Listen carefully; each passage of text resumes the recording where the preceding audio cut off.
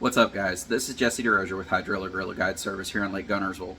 Today's date is June 28th, 2025, and this is What's on the Deck. So this past week, we've continued to see the water temperatures continue to climb.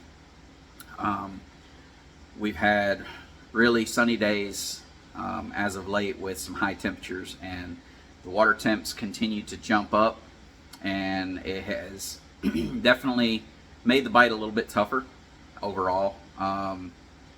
I would say that also with that is due to the fact that TVA has cut down the amount of current. So here lately they've been pulling around 19,000 cubic feet per second, which is very, very slow water. In general, you want that current to be more up and around 35 to 45, 42 to 45 really is prime, but you definitely want it to be, in the mid 30s and above if you're going to be focusing on the ledge bite, as we'll be discussing during the video. That said, let's go ahead and get started, I guess, with what we did up in the shallow grass flats. This week, the bluegill beds have continued to kind of taper down a little bit. They're not as active. There's still some out there if you want to chase them. But this week, we decided to kind of let that go.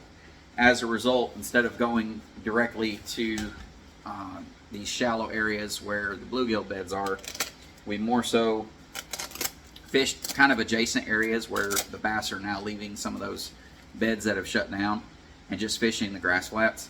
And there we're throwing basically your just a Texas rig Senko now. Instead of the wacky rig, going with more of a Texas rig, it allows for us to be able to kind of work that in and through the grass a little bit faster. One thing that I will mention is you'll notice with the next bait as well, it's also a Texas rig, is that we are not pegging the weight. And the reason for that is as the grass continues to grow and get taller and taller, you want the weight to separate and slide down into the grass and allow for your bait to remain up on the top of the grass. So don't peg your weight unless you're trying to punch or something like that, where you're trying to purposely get below the grass down to fish. Currently at this situation, that's not what we're looking to do. We're looking to kind of remain up on the surface of that taller grass where these fish are going to be roaming and see your bait. So the baby brush hog is our second bait of choice in those circumstances. We've been throwing that baby brush hog now for a couple of weeks, and it's continued to be consistent and produce. Moving out just a little bit from there, going out just a hair deeper, getting out on the outside edges of the grass. So where you've either got your eelgrass outside edges, your hydrilla milfoil outside edges, coming out and hitting kind of that hard surface, whether it be a shell bar, just hard bottom, a sandy spot, or whatever. Getting out into those harder surface areas, changing up my bait, and I'm going with bottom contact baits that are looking to get all the way to the bottom, not set up on the top of the grass. So for that is going to be, first is a shaky head. We've been using a shaky head very consistent for several weeks now. It's continued to produce very, very well. Now, one thing that I will mention, guys, is if you fish a shaky head in other lakes where there's not really current, you're probably going to have to step it up just a little bit in your weight. And the reason why is because as you get out to these areas where you have the hard bottom, we're getting to where there is river current. And even with it only being down to 19,000, there's still enough river current. If you're close to like the river channel bars or any of the shell bars or anything like that, there is current that's going to sweep your line and move your bait. And what's going to happen is if you don't bump up a little bit in weight to make sure that you're making bottom contact, you're just going to basically be drifting, and your bait's very rarely ever going to make it down to the bottom. So I have bumped up to a little bit larger weight on that, just to make sure that we're maintaining bottom contact. It is still drifting. I'm not looking for it to get down there and just sit still. I do want it to kind of drift along those shells or that hard bottom, but I don't want it to fall halfway and just continue to get swept and never, because of the resistance of your line, never make it down to the bottom. So make sure that you've got enough weight on it for that. Also, kind of in that same premise is going to be an eco rig. We've been utilizing an eco rig now for several weeks, and again, make sure that you've got enough weight in there. And again, we're looking for that drift. We can work this up into the grass a little bit, not burying it deep in grass. So this is just for the outside edge, or actually out on that hard pan area. Taking the Nico rig, and again, letting it get down to the bottom, but because of the little bit of current that we've got, and if they bump the current up, you've got to bump your weight up.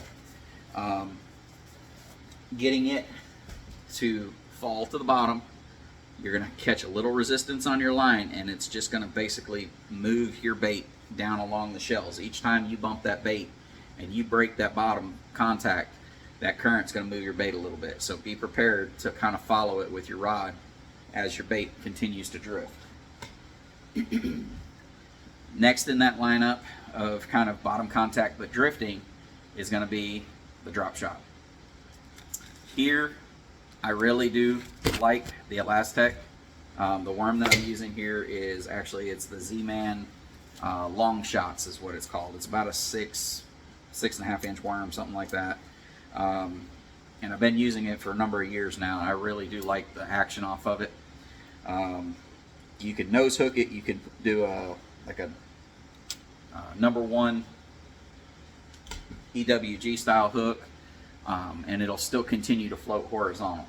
So whatever your preference is, you can kind of pick your hook without having too much of an issue. If you bump up to a heavy gauge hook, it's going to be too much weight and it's going to fall down. So you got to keep it to one of those light wire or a very small style hook. The top water bite has continued to produce, and there's kind of a variety of bites that's going on. You've got the sporadic spook bite that you'll see one kind of just blow up here, blow up there, and you can get out there and chase those wild roamers if you choose to. Or you can get on your grass edges, your channel bars, your flats, and be chasing them with these wake baits. The bull shad wake and the bull gill wake both are producing some really big fish. Again, it's not a huge numbers deal, but when you get bit, guys, it is well worth the amount of work and effort that you put into throwing that. The other option that you've got is, so on the main river, when they are pulling current especially, and there's very little wind, you're going to get eelgrass that lines down the river bars. And when it lines down the river bars, a lot of times you'll get fish that'll get up and feed underneath that eelgrass. When that's happening, you've got a couple of different ways that you can chase them. You could go up there with a frog. You could go up there with, any sort of shad style top water, popar, or a weedless popar, or just even like a kicking frog. Any of those presentations are a really good option right now. I've even tied up, and I don't know how it's going to work, but I'm going to try it for this week, is a spook style weedless bait to be able to throw in those areas. We'll see how that works, but that's not one that I have thrown. It's just one that I'm going to try out. So next is going to be the ledge bite. The ledge bite, I go through in kind of a set pattern on how I usually work through my baits. First is going to be paying attention to if they're pulling current or not, and if the fish are set up properly or not. When you idle a ledge and you hit it with your side imaging, you can usually tell how tight the group of fish are. Are they dispersed and spread out? If they're dispersed and spread out, they're probably going to be suspended. And if you have live scope, that's pretty easy to see. If you don't, you may have to either idle over the top of them, or just assume that since they're not huddled together on a very specific spot, and the current's not running, these fish are probably going to be suspended. So kind of pick your baits according to the circumstance. If there is current and the fish are tight and they're setting down on the bottom, first bait that I'm going to run through is going to be a deep diving crankbait. The deep diving crankbait will continue to produce really big fish A lot of times you get the biggest fish of the bunch right off the bat, and the last bait that I usually do is kind of a cleanup bait that once the school's busted up, even if they are glued to the bottom and they start to get caught, a lot of times they'll start following your baits in or following another fish in, and the school starts to get broken up, and I'll get to that at the end of this. So for the ones that are still glued to the bottom, after I've worked the crankbait through, I'm going to follow it up with a swim bait, whether it's a 5-inch, 6-inch, or something small. A lot of times I have found that going with a small bait a lot of times can get me the next couple of bites pretty easily if they're starting to fire. So I like the Dirty Jigs underspin. It's got a 3.5, I think, inch little dipper on it. And the big key with that little dipper is they tear up very easily, guys. And as a result, I make sure that I am taking the time to put a little bit of that Avid Angler Solutions fishing glue on there. That stuff goes a long way, so be sparing with it. Give it a little moment to firm up before you put it in the water, and you will save a lot of money on the number of baits that you're going through. The next bait, again, going small, is just a little Dirty Jigs 3.8 guppy head with a 2.8 or a 3/8 ounce, sorry, head with a 2.8 Kitech on it. That little bait is deadly, guys. Don't let the size fool you in thinking that, oh, well, that's just going to catch little ones. You'd be surprised how many big fish you will catch on that. One of the things that I do recommend is, again, adding scent to your bait, taking some bump gel, putting that on your soft plastics, on any of your trailers, even on the tail of that crankbait. As that crankbait kicks through the water, it's going to help disperse that scent through the water, and as those fish run up behind it, they'll get in that scent wave, and that can help trigger your bites. I don't have one tied up. It got broke off, and I have not retied one. It is going to be a football head jig. That is definitely one that you want to have on the deck when you are fishing ledges.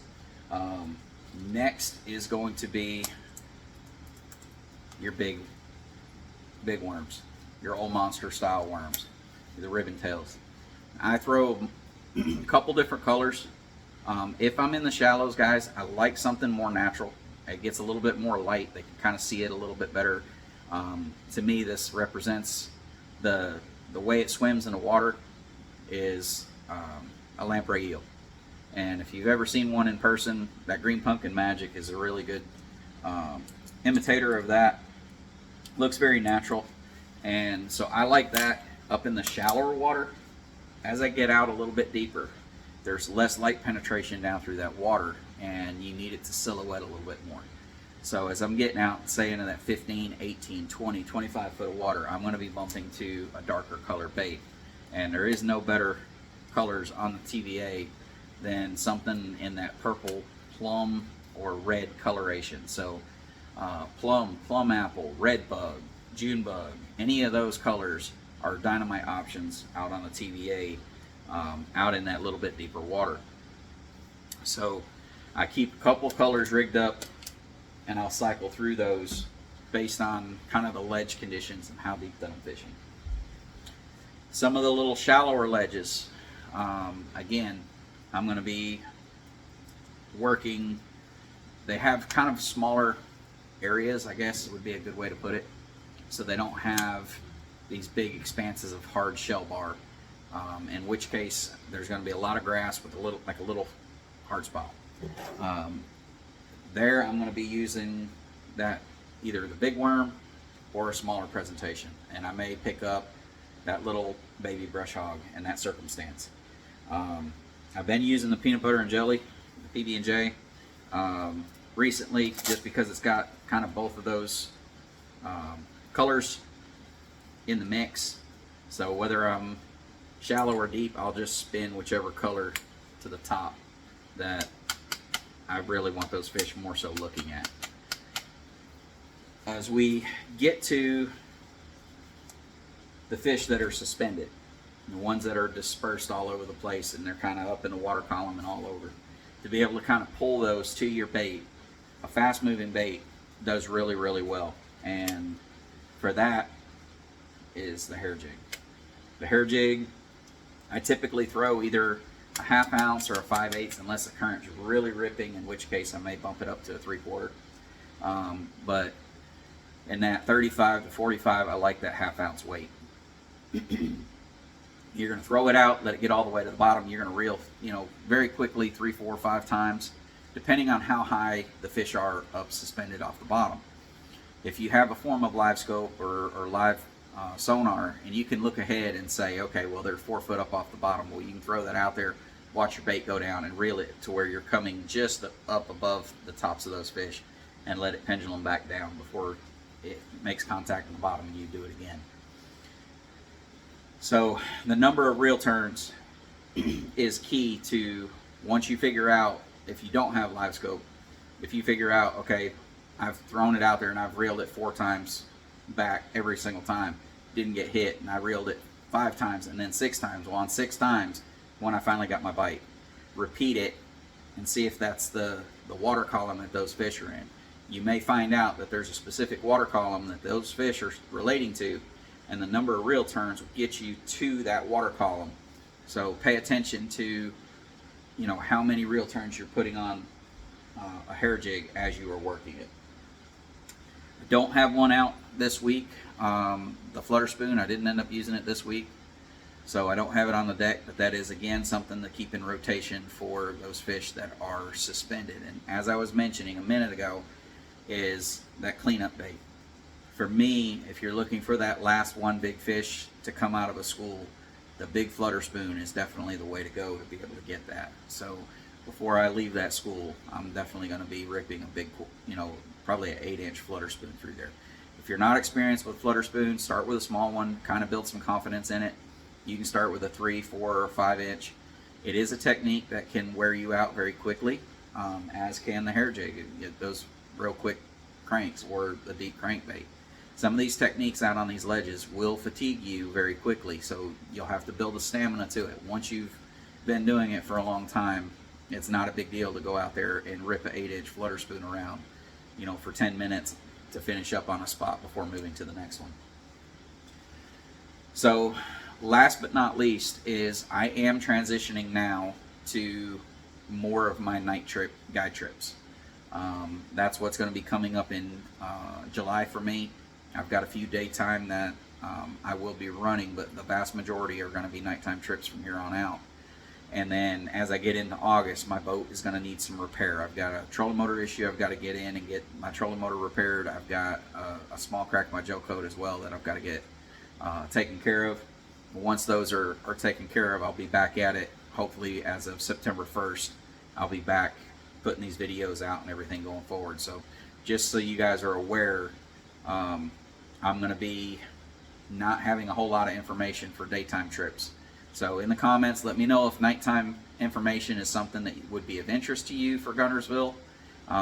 If it is, I may continue to put up the videos. If not, then, I may be tapering down currently until I get my boat back and we're back in full swing, as of the beginning of September, getting back out on our daytime guide trips. So as far as the nighttime bite, basically there's 4 major things that I usually do at night. 2 of which are really prominent. Actually 5. I forgot one earlier and forgot to pull it out. The first is going to be a nighttime spinnerbait.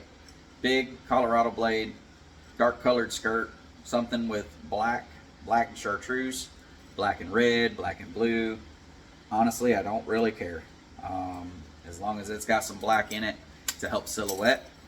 I typically am going to run that chartreuse grub as my trailer. And the biggest factor for me is the color of that blade. If it's in a well-lit area or I have a full moon or a bright night, I want a gold blade.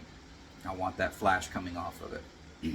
If it's more of a new moon, or if I'm in an area where there's no houses, no docks, no street lights, and it's really dark, I'm going to be throwing a black nickel blade.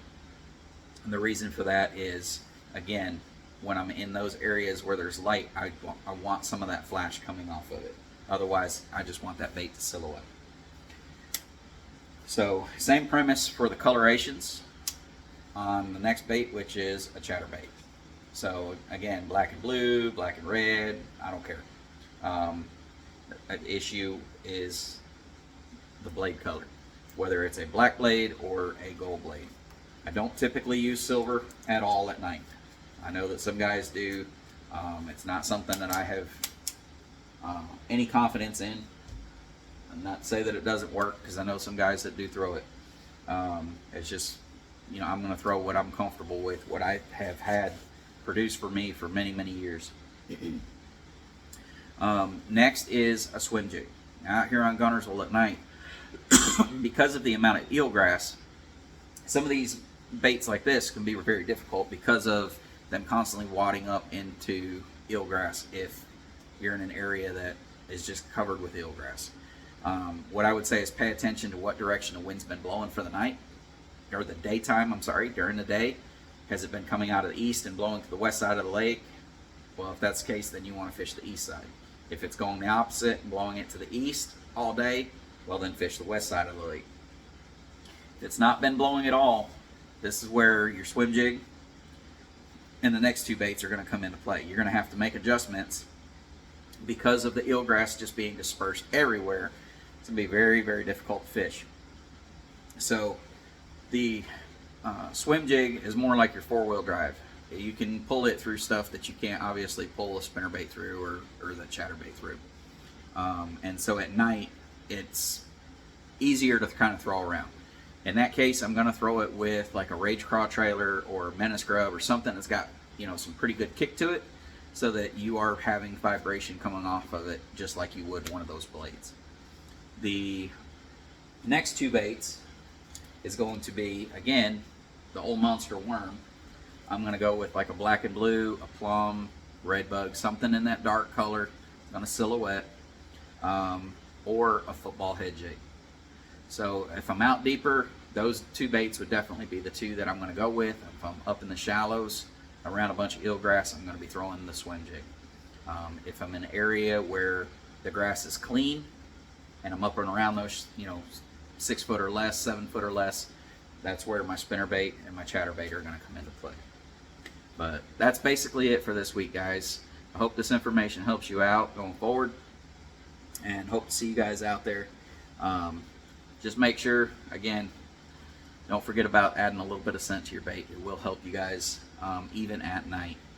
But hopefully, if, like I mentioned, if you guys are interested in hearing some more nighttime information, I may be trying out some new stuff this year just to kind of see, you know, what else works for me on this lake, because I've had numerous years of fishing at night on other lakes.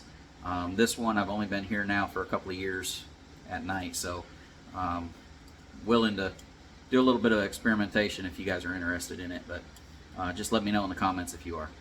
Until next week, guys, or until next month. I'm not sure, depending on how many daytime trips I end up with, you know, to have information for you guys, or if you guys want nighttime info. But until next week, tight lines.